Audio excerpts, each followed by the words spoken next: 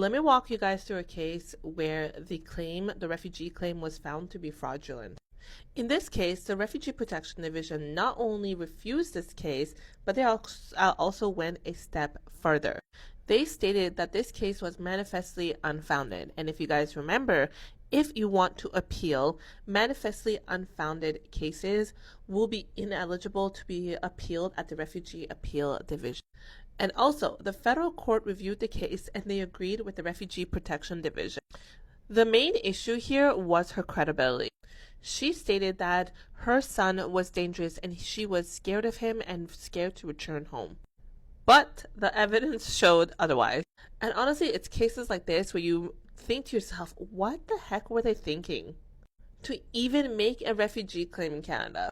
So the evidence showed that this individual's daughter invited that same son, who she stated that she was afraid of, to come to Canada. They stated that their mother would be happy to see their son. There was also photos and information that showed that they had a normal relationship. And this is how the board looked at it. If the core of your claim is inconsistent, then that can jeopardize your entire claim.